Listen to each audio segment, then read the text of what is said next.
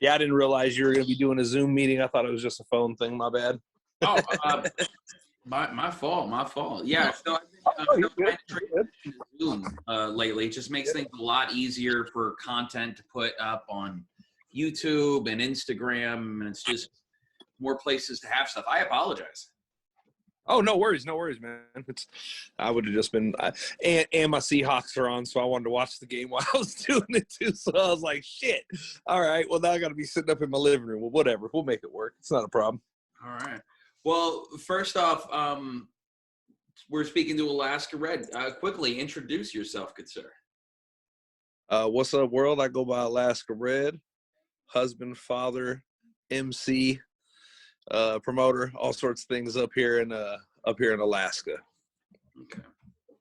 So this Saturday, let's jump right into the show this Saturday. You also have your album coming out very soon. But let's start with first things first. This Saturday at Koot's, can we talk about that? Yeah, let's talk about that. This Saturday at Koot's, we got the legendary, iconic hip-hop group from New York, Onyx. It's going to be an amazing show, man. I'm really looking forward to it. It's like one of the groups I grew up on, you know, one of the first groups that like mainstream crossed the genres of rock and roll or heavy metal in hip hop. And they were just hard, man. They were always the grimiest, the hard of the hard hip hop. And it was just, I don't know, man. It was a different era if you were from that time, and those guys definitely rang a lot of bells. You know what I mean? Absolutely. And I think for me, they're a group that's, when they do release music, it's still good music. They're 9 albums deep. Right? Oh yeah, for sure. They're still consistently dropping stuff, and it's quality music all the time. I mean, if you're gonna compare rap to a trade, I would say it's like welders, just getting better and progressively better and dialing in what they do. And as a group, they haven't slowed down. No, definitely not. And you're right about that. It's you know, hip hop and like rapping and emceeing is like anything, you know, if you take your craft serious and like you progressively work at it, it's like anything, you're going to eventually get better at it, you know what I mean? Which they definitely have stood the test of time. It's just music in general, you know, especially in the hip hop world, in the music business, in mainstream music, they just, as an artist or a group, you really only have like a 2-album stretch usually is what they say. You know what I mean? The most famous of the famous, like they say, you know, you usually have two albums that are really successful, and then after that, you know, the people aren't paying attention to you quite as much as they were. And so when you go independent and you had the machine back in you before, your presence may not be as felt as wide and as far as it was at that time. But these guys definitely have been staying relevant. They've been staying working. They've been, you know, they've overcame a couple of adversities within the group, and, you know, they just keep on pushing. They're very, very, like, I had a guy today I was talking to about the show, and he was like, you know, it's so cool, man. I know them guys used to put on such a dope show. I was like, dude, they still put on a dope show. I was like, have you watched any of the videos that they do lately? He was like, nah, man, I ain't really caught up with them in a long, long time. And I said, dude, these dudes are out in like Russia and Belgium and Bulgaria. Like, this is just tearing shit down, man. Constantly overseas. They're huge. You know what I mean? It's like, oh yeah. And that's the thing. It's like, you know, you're gonna go where the crowds are big and the money's coming in. And so you may have not heard a lot about them over here, but those fools are working, and they're still putting in a lot of work and doing some really amazing shows and putting out some really good product. So if I'm not mistaken, I believe it was Onyx for Life, or it might have been the record with the Snow Goons, but there was actually, like, it was awarded the best rap album in Russia for like 2019. Like, damn. Yeah, like the overseas market is for real. Like, yes, it really is. And it's kept a lot of artists afloat. In the late 90s, you had guys like the Jizza and Prodigal Son of Kill Army going overseas and recording with German artists. and you still have guys like Onyx recording with the Snow Goons or recording with the Crack Brothers, but bringing in newer guys with them. I'm not sure if you, Nems is on the last record, Onyx for Life. Fleetwood, who in 2020 dropped an album a month and included had a record with Pete Rock, had and like pretty dope shit. I think in February he had a record with Muggs. But just the ability to remain relevant and taking out new cats, I think. For sure. I heard when you mentioned Snow Goons, one of my buddies actually that I have done some actually the only virtual show I've ever done was with this guy. His name's Focus, and he's out of New York, and he goes overseas and does a lot of stuff with Snow Goons, and goes overseas and just does a lot of stuff on his own too. And that's one of those guys that kind of floats over there. And I'd also heard back in the day from like Paul Wall's manager, or Paul Wall's like road manager, Goo. He used to tell me, like, man, and Paul would be like, man, you should go over across the pond. And I'd be like, what? And they'd be like, dude, they'd love you over there. And I was like, what's so different about there from here? And he was like, it's just this different respect that they have for like real hip hop. He was like, nothing against anything that's going on nowadays or anything like that. He was just like, and then, this was years ago. This wasn't like no time recently. This was probably 5-6 years ago. We were having this conversation. And he was just like, it's just a different thing over there, man. The way they respect it, you know what I mean? If they see that you're serious about your craft and you're like traveling and touring and you got merchandise, he's like, they'll buy everything from you. They'll support you, follow you, bring you back for shows, put you up in their house, feed you. He was like, it's the craziest fucking thing ever. He was like, you be like Lil Wayne over there. I was like, yeah, whatever, dog. And he was like, I'm telling you, man, it's fucking nuts. And then he told me a story. He goes, there's this cat that's from our neighborhood in Houston. He goes, you wouldn't even know who the hell he was if I told you his name. He goes, he would not ring a bell. You probably never heard any music from him, And he was like, even in Houston itself, he's not like really relevant or prevalent or like a big name. He goes, around there, you might, I'm saying, if someone mentioned him, you might be like, oh yeah, oh boy, but not really. He said it's not like, oh, for sure, yeah, we know who he is. Not like a household name in Houston or whatever. He goes, but that dude goes goes overseas, and he'll leave for like a month and a half at a time. And he goes, he'll come back with 20, 30 racks, because he'll just go overseas and do like 15, 20, 30 shows in like 6 weeks and just get paid for every single show that he does. And I was like, what? He was like, yeah, like he has a big enough buzz and a big enough following over there. He has a couple singles that are on the radio in Germany and are floating around in Belgium and all these places. And he's like, to the point where they book him and pay him a couple grand per show. And he's like, they fly him over. He does a tour over there every year. Come back 30, 40 bands in his pocket. I was like, I don't know. I definitely need to tap into that shit. What are we doing here? Yeah. But yeah, Europe is always been like that. Europe has always been very like b-boy centric. Yeah. It's a very, very cool thing, because anytime that I think you have like a large population of really, really poor people, they're going to make dope shit out of nothing. And so for sure.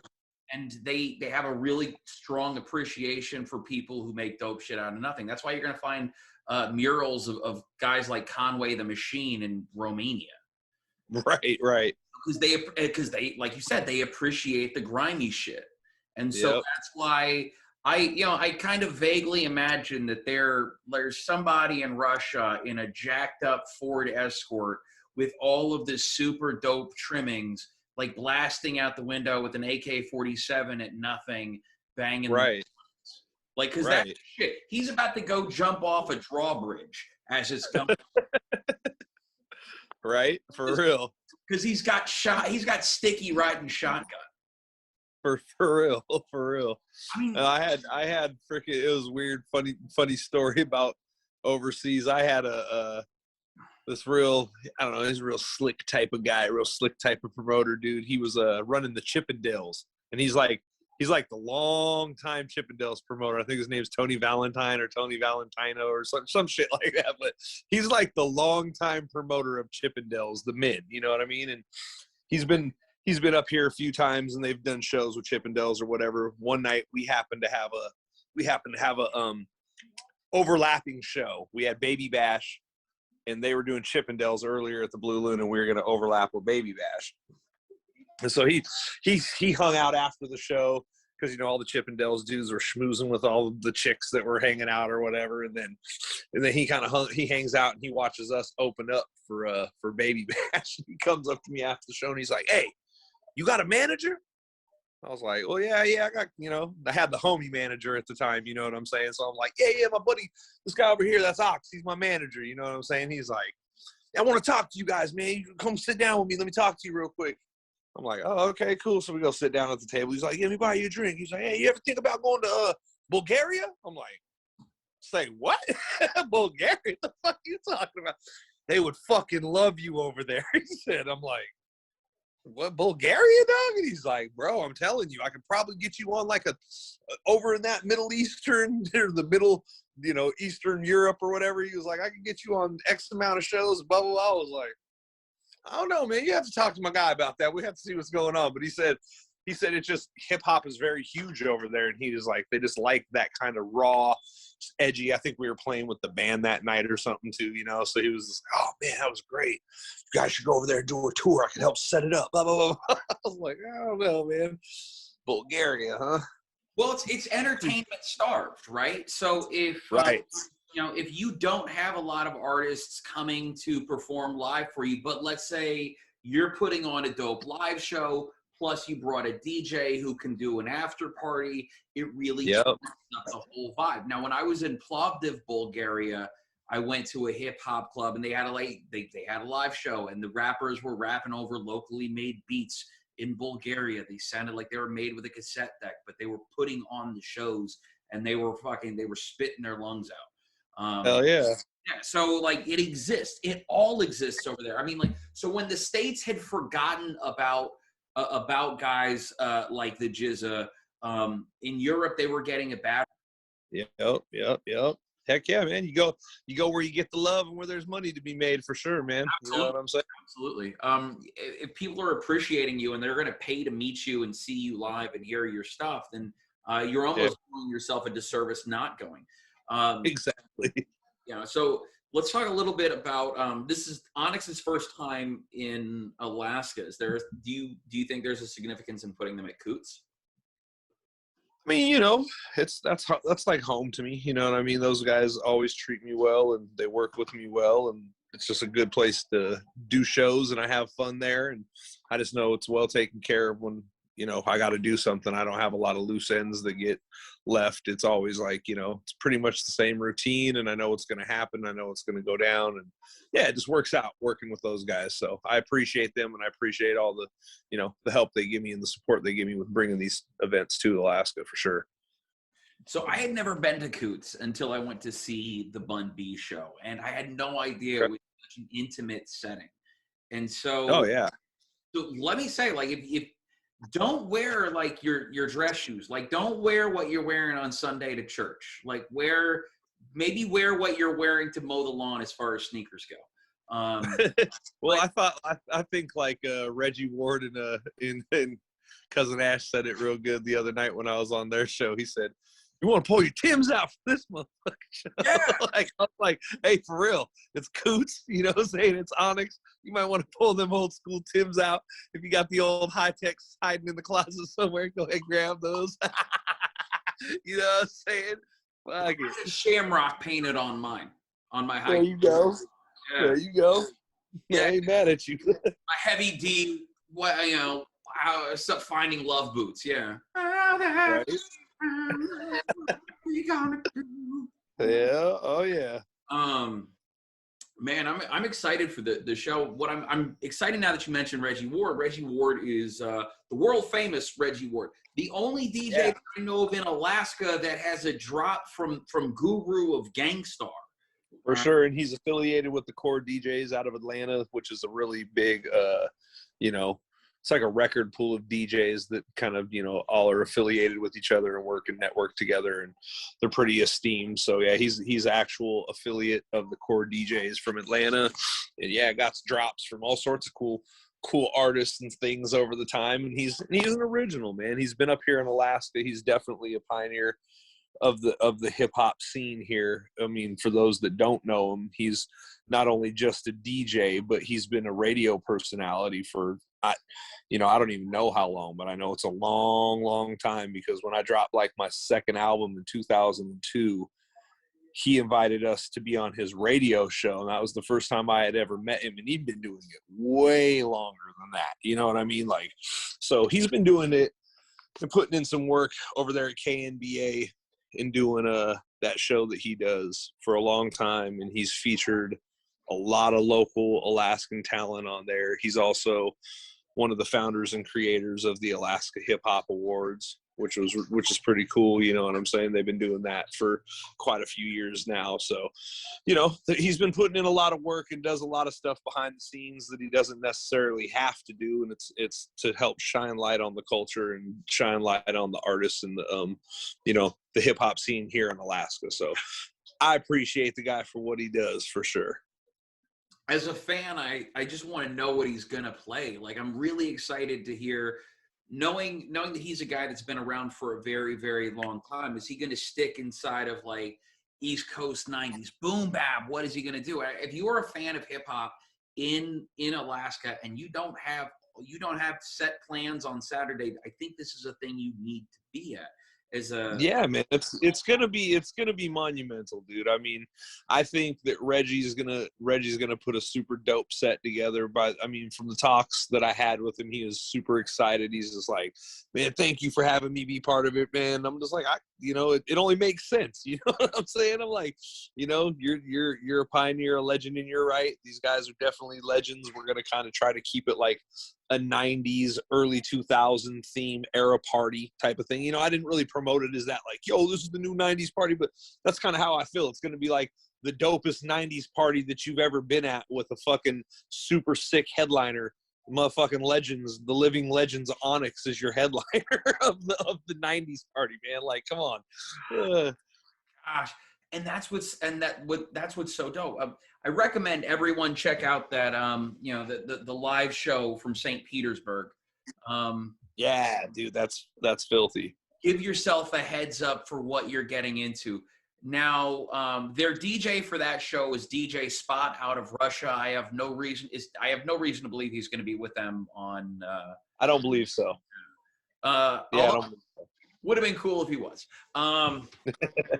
But I mean, that goes to show you, if you watch that video, how dope his set is, and how well it complements their set. And he was the DJ from Russia. He was the local DJ that was brought in and fucked everything up. It was beautiful. Right. Super dope local DJ. So if you're a local hip hop fan, this is your opportunity to see local artists that really shine in their own right. So you are performing. You have your record coming out. Tayy Tarantino also has his record coming out. Just dropped. It just dropped. Just dropped on Friday. Yeah. Just dropped on Friday. Including features from The Game, bigger rankings. I don't know if he dropped the single with The Game on that album. He does have it might be on that one, but I know that he has that song with Fredro Starr that he just did too, and I think that's on that release. Yeah. The bigger ranking intros on there. Yeah, there's a couple hot joints on there for sure. So you have that, and then you have your album OG. Yeah. The Ogre. Right. OG Alaska Red. So how did the name come about? Honestly, the name was given to me by one of my homeboys, like probably about a year and a half ago. We were just over here hanging out, smoking and shit. And he was like, hey, man, I think you should name your next album The Ogre. And I was like, I looked at him like, the fuck you talking about, The Ogre? You know what I mean? I'm like, first thing that pops in my head is like Shrek. I'm like, The Ogre? What? And he's like, yeah, man, OGAR. OG Alaska Red. I was like, that's kind of cool. Yeah, that's kind of cool, you know, and I just sat on it for a while. Then like over the last, like that whole spell of COVID and shit, where like I was making the 52-week leak and I was putting a lot of singles out and shit, and I was just like, you know, there was no structure to it. There's no method to the madness. There's nothing tangible that a fan can have in their hands to like look at with any of that work on it. So I pulled some of my favorites from that 52-week leak, and I've added a handful of new songs that are unreleased and unheard to that, and put a good album together. I mean, the album is well rounded. That's another thing I tried to do. I tried to like make sure that the theme kind of all goes together. You know what I'm saying? It's not like a lot of songs that sound this way and then one's way left field. All the songs are kind of complementing each other, and the flow of the album is pretty tough. So I'm just basically getting the last few things wrapped up on it, mixing, mastering, getting the CD design finished up. I mean, I got my cover work done and all that shit, but I got to get like the CD design and then the actual insert or the back of the because I'm gonna put them and press them up in like the little thin, I guess the slips, you know what I'm saying? The little thin cardboard slips. I'm not going to actually do a jewel case. I'm just going to do this thin slips that are shrink wrapped with the CD inside of it. So it'll be available, you know, everywhere digital as well. But I'm going to do like probably about 1,000 copies of the hard press. People like the physicals. I like They do. I like giving money to the artist and getting something back. It's a cool. Heck yeah. So along with that album, I'm also like in the midst of like updating and revamping my website right now. So everything is going to be available at my website, www.alaskared.com. We're going to have a few different packages available. Like, you know, you can buy just the CD, and I'll say like my main thing on this one is I'm really working hard at the analytics and the numbers. I've learned a couple of things from a few people, and I'm going to really try to implement them and see if they work and can kind of work in my favor on this one. So the pre-sales is very important. So what I'm going to do is I'm going to get these packages together and offer some pre-sale packages. There's going to be just like, you can get the hard copy CD, the download of the CD, plus an unreleased song for like, you know, $10.99. You know what I mean? You pay for that, pre-buy it, then it locks in. It's going to put me in this algorithm, you know what I'm saying? And if it works out the way I'm hoping it works out, and enough people get behind it, enough people support it, then, you know, I could see some pretty cool things. And so I'm just trying to work it the way it's supposed to be worked this time around, instead of like, I don't know, I think I've always, as the industry's changed and it kind of went more digital, I was not in tune with it, and I was not like working it the way it needs to be worked. So I'm kind of taking a different route this time around, and I'm just going to see how it works. Do you find that this route is more or less stressful? You know, it's give and take. It's a little more stressful to people like me that aren't maybe super computer literate. You know what I mean? If you're not just like, oh, I jump on the computer and I know Word docs and I know how to do spreadsheet. I don't know how to do none of that shit, man. I know how to get on social media from my phone and post things when I need to post them and but it's me doing everything by myself. So I've had to learn these things, and it's like, it's kind of a slow learning process. So that kind of is a, I don't know, kind of a, you know, cripples you a little bit, but I wouldn't say necessarily limits you. It just kind of like takes longer to do things than people that know how to do it. You know what I mean? And back in the old, not in the old days, back in the old days, I'd say, but you know, back in the late 90s and the early 2000s, like to get your stuff heard was a whole different process. You know, like you really had to be out there like in the clubs giving it hand to hand to a DJ. You had to like go to the mall in Anchorage and like pass it out to people to let them, like, I did all these different style of tactics to get my music heard for where I'm at, you know what I mean? And trying to get it on the radio was kind of a far-fetched thing because where we are and our markets don't really play that kind of stuff, but I still had ways to get it on underground radio shows. And then when the internet started popping up, I started kind of working that angle a little bit, but I wasn't very familiar with it because I wasn't familiar with computers, you know what I mean? But as time has went on, I've taught myself a bunch, you know. I've taught myself how to do graphics a little bit. I know how to record and do all that stuff, and I have a total computer-based program, Pro Tools, that I use to record everything and record everybody and do all my mixing and mastering myself. So, you know, it's just a process. It takes a little bit longer now that you do everything on your own.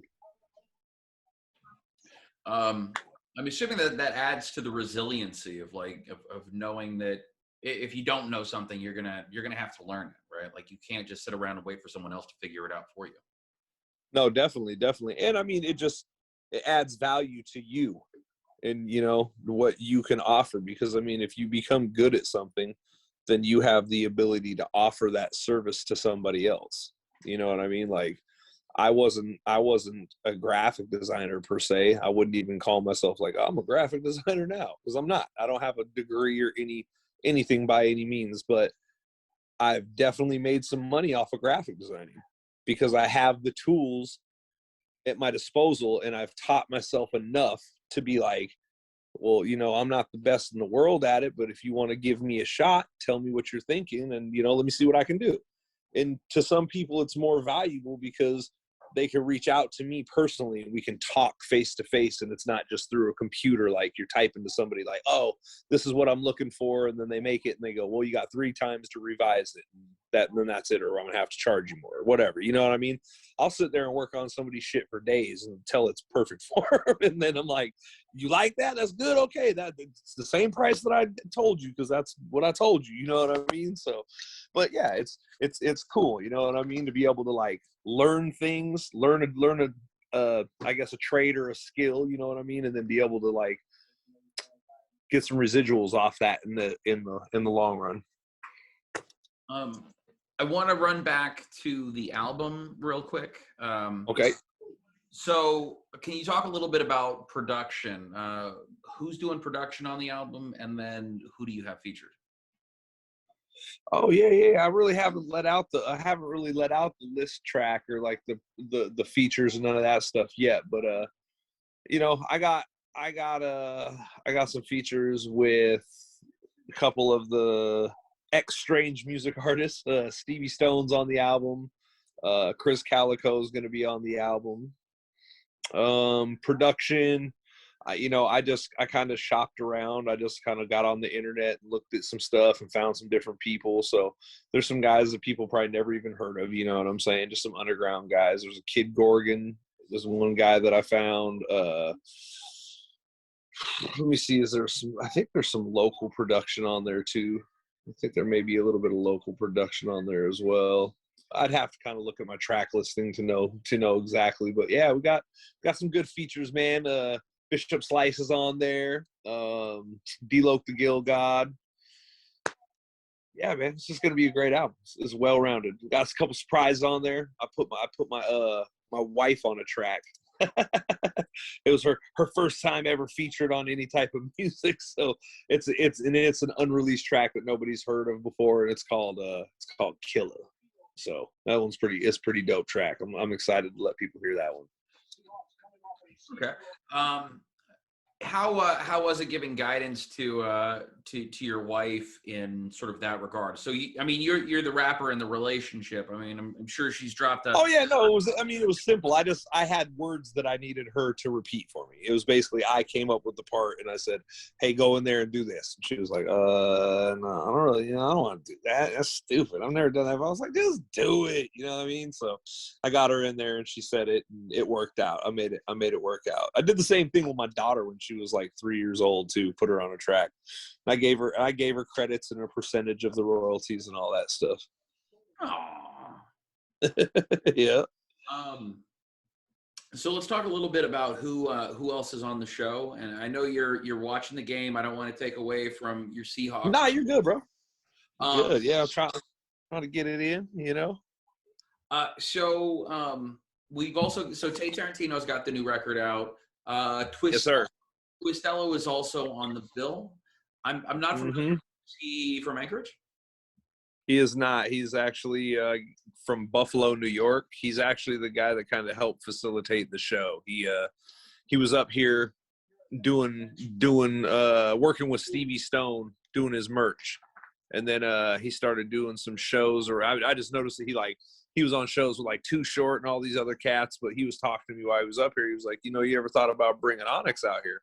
I was like, Onyx, what? And he was like, yeah, those are my guys or whatever. I could, hook it up. So he's kind of passed me the info. I took it upon myself to like talk to the people, get the contracts all made and stuff like that. But long run, I kind of just told him, like, if it happened, he was more than welcome to come up here and be a part of the show if he wanted to. You know what I'm saying? He was like, oh yeah, for sure. So he's flying up to do the show with us. And we also got Dre V, who's he's originally from the Bay Area, but he's out of Anchorage, been out here for a minute, and been making some music. He has some videos, some pretty nice videos that are professionally made with a bunch of other local guys like Jay Readers on a couple of his cuts, and he'll be out there performing a few songs with a few other cats too. So should be a good little show. So let's give a quick silent shout out to the sponsors of the show, because I think it's very, very important that they're making the shows happen. The sponsors. 100%. So who we got?